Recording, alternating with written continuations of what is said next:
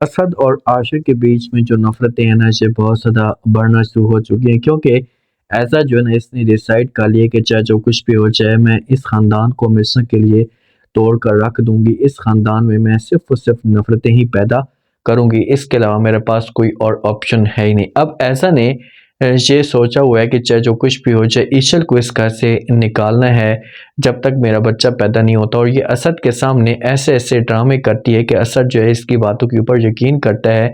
और ख़ास तौर पर आशिर का वालिद भी ये सोचने पे मजबूर हो जाता है कि चलो ठीक है, जब तक ऐसा का बच्चा नहीं हो जाता तो ईशल इस घर में ना रहे। आगे से आशिर है और आशिर सब कुछ कैसे बर्दाश्त कर सकता है।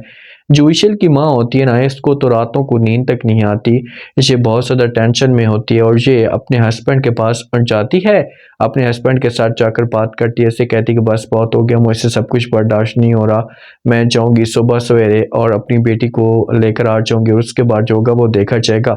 तो ये बातें जब ईशल का वालिद सुनेगा तो समझाने की कोशिश करेगा और कहेगा कि देखें आपको ऐसे जाने की कोई भी जरूरत नहीं है, आप इस बात की टेंशन मत लें, मैं जब वो किसी भी तरीके से बात करूंगा आशिर के वालिद के साथ, आशिर के साथ, उसके बाद जो होगा वो देखा जाएगा। अगर तुम शोर मचाओगी तो इससे आपकी बेटी का जो घर है इसे मजीद बर्बाद हो सकता है। लेकिन जो ईशल की माँ होगी ये कोई भी बात नहीं सुनेगी, इसे साफ अल्फाज में इनकार कर देगी। लेकिन किसी भी तरीके से ईशल का वालिद जो होगा इससे ठंडा कर देगा। अब खाने की टेबल पे बैठे होते हैं तो जो आशिर का वालिद होता है ये मुस्कुरा कर बात करते है ईशल के साथ कि हाँ बेटा तुम बताओ कब जा रही हो। तो आगे से इतने में जब आशिर ये बात सुनता है तो अपने वालिद को जवाब देता है और कहते हैं कि पापा जानी जो ईशल है ना इसे अकेली अब नहीं जा रही। जो अल्फाज होते हैं ना इसे आशिर के वालिद को बड़े कंफ्यूज कर देते हैं, क्योंकि वो ये सोच रहा था कि आशिर कभी भी ये फैसला नहीं करेगा। तो आशिर अपने वालिद को कहता है कि बाबा जानी ईशल अकेली नहीं जा रही, मैं भी उसके साथ जा रहा हूँ। और ईशल की माँ ने कई दफ़ा बात की है ईशल के साथ, आशिर के साथ भी बात की है, इनको कहा है कि भाई आप लोग हमारे साथ रहना चाहते हैं तो रह सकते हैं। माँ जो थी ना ये बार बार मजबूरी कर रही थी ईशल को, तो ईशल ने इस टॉपिक पे बात भी की है। तो इससे दोनों तैयार होते हैं और आशिर अपने वालिद को कहता है कि ईशल अकेली नहीं जा रही, मैं भी इसके साथ जाऊंगा। तो ये जो अल्फाज होते हैं ना इसे वालिद के ऊपर क़यामत बन कर गिरते हैं, क्योंकि वालिद कभी भी ऐसा नहीं चाहेगा। वालिद तो अपनी तरफ से पूरा जोर लगाएगा, वालिद तो अपनी तरफ से कोशिश करेगा कि बस मैंने हासूत में जो वो अपने बेटों को एक साथ जोड़ कर रखना है। और आगे से आशिर जो होता है इसे अपनी ज़िद पे आ चुका है। जहाँ पर अगर देखा जाए ना तो किसी हद तक वालिद भी गलती कर रहा है, किसी हद तक वालिद भी इस मामले पे गलत कर रहा है। वालिद को चाहिए था कि से आशिर को अलहदा करना चाहता था तो आशिर को अलहदा कर देता और असद को अलहदा कर देता, ताकि इन दोनों के बीच में मज़ीद मामलात ख़राब ना होते। अब रात की तरीके में सारे के सारे ये समझ रहे हैं कि भाई इसमें जो कसूर है सब का सब जो वो ईशल का कसूर है, तो रात के वक़्त ईशल को घर से बाहर निकाल दिया जाता है। और जब घर से बाहर निकालता है तो वहाँ पर वालिद भी पहुँच जाता है। और वालिद जब ये सब कुछ देखता है ईशल का वालिद, तो ईशल को गोद में ले लेता है और फिर ये बातें करना शुरू कर देता है आशिर के वालिद के सामने।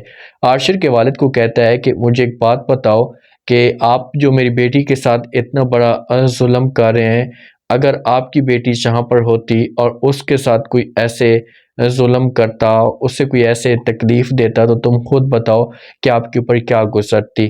मुझे तो बहुत ज़्यादा तकलीफ़ हो रही है। तो वालिद जो होगा इससे बड़ा हैरान होकर देखना शुरू कर देगा। अगर यहाँ पर आशिर के वालिद को इस बारे में नहीं पता तो वो कंफ्यूज होगा, क्योंकि ऐसा जो है ना यहाँ पर चाल डाल सकती, ऐसा जो है ना जहाँ पर गेम डाल सकती है। और अगर वालिद ने ये सब कुछ किया है ना तो फिर आशिर जो होगा यहाँ पर नहीं रुकेगा और आशिर जो होगा ये अपना सामान सामान पैक करेगा। आशिर ऐसे ही करता है और ये भी ईशल के साथ चला जाता है, सच ये घर छोड़कर चला जाता है।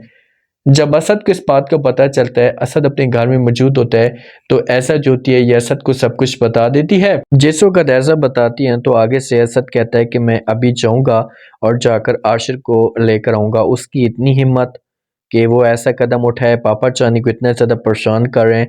तो जब जहाँ से ये उठकर जाने लगता है तो इतने में जब वो इसे ऐसा रोक लेती है, ऐसा कहती कि नहीं असद तुम कहीं भी नहीं जाओगे, तुम यहीं पर रुको, तुम देखो कि क्या फ़ैसला कर रहे होगा, तुम ऐसा का फ़ैसला करोगे, कदम उठाओगे तो मामलात जो कि और भी ज़्यादा ख़राब होना शुरू हो जाएंगे। क्योंकि ऐसा जो है ना ऐसा कभी भी नहीं चाहेगी, ऐसा चाहेगी कि कुछ टाइम के लिए आशिर वहीं पर रहे ताकि मामलात जो वो और भी ज़्यादा थोड़े से ख़राब हों और मैं अपने ससुर को सही तरीके से भड़का पाऊँ, इसके दिल में नफ़रत पैदा कर पाऊँ और ये किसी हद तक जब वो कामयाब भी हो जाएगी, आशिर और ईशल के लिए इस घर के जो दरवाज़े होंगे ये बंद हो जाएँगे।